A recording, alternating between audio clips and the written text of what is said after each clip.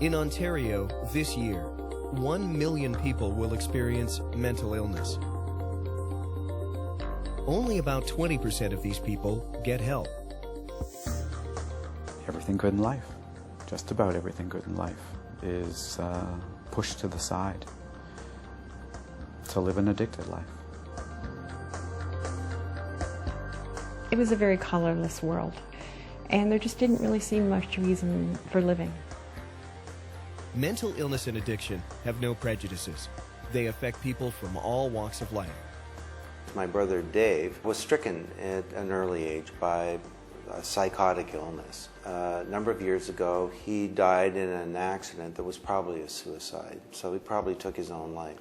Well, we had a son, Cameron. As life went on, he became to have more behavioral problems, and that ultimately translated into serious clinical depression, and he took his own life. I myself went into a deep depression and went into deep suicidal depression. Some people give up and, I guess, passively suicide. They just let themselves die. And there are various ways of doing that. One way is just not to pay attention to your drinking or your substance use or the way you drive or way you eat, way you live your life, and you just get unhealthy. For people living with mental illness and addiction, there are many challenges. At the center are stigma and access.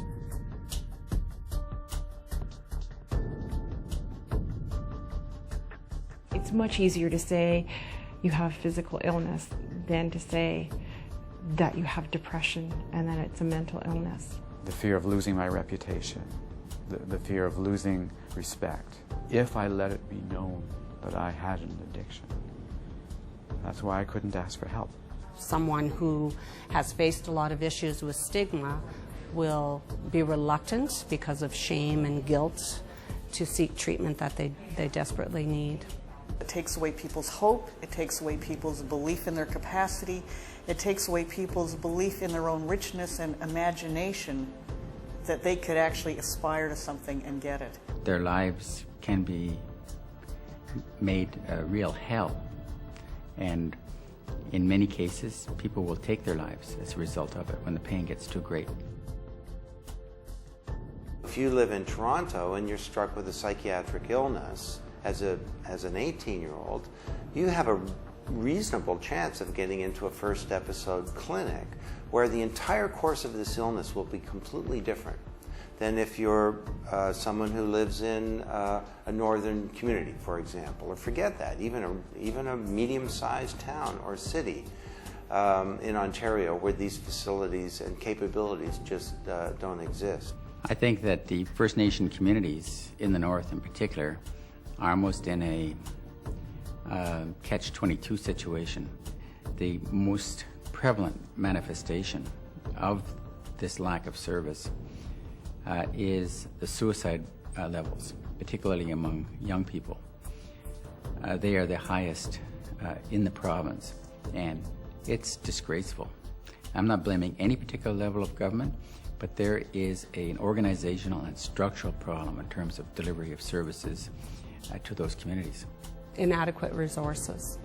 We don't have enough support in the community to help maintain the level of wellness that the individual is entitled to and that they achieve while in hospital, and then it falls apart if they don't have the right supports in the community for themselves and their families.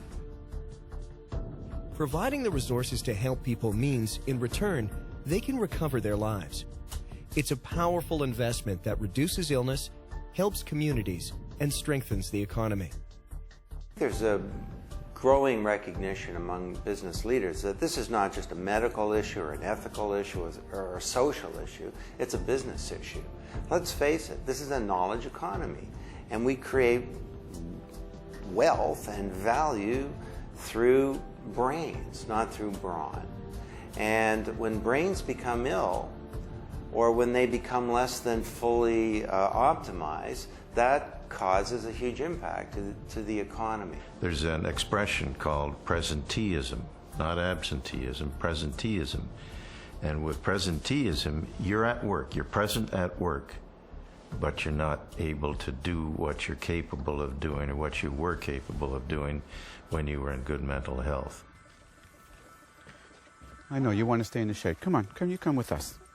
When the right treatment is available at a hospital or community agency, it changes lives. Because Michael got help, he was able to rebuild his life. Once I got that push, I changed.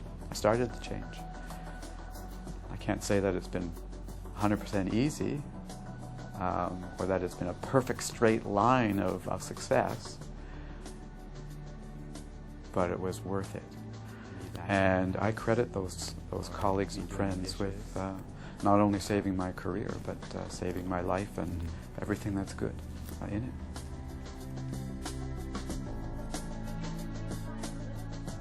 Because help was there for Pat, she was able to build a different future.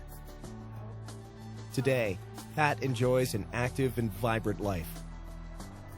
I try and have a balanced life, so I make sure I have social support. I make sure I have activities in my life. I do a lot of exercise, a lot of different things I do to stay well. Together, we can do more by fighting stigma and increasing access, making sure help is there when people need it, investing in the strength of our communities, recognizing the value that every individual brings. And I don't know how we can squander the pool of talent of people who need these doors open for them. And we need to have the courage, and we need to find the leadership to step up to this thing, to overcome these stigmas, and to do the right thing. The most powerful thing is, it's the same with a lot of illnesses, it's the power of hope. Our recovery rates are as good as anywhere you would see in medicine, and there's really good scientific evidence for that. I think we do make a difference. We do make a difference by being here for them, by doing what it is we're able to do. I think we could make more of a difference if we had the adequate resources.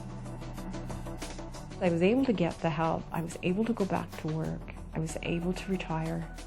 And the quality of my life is so much better simply because I had excellent help.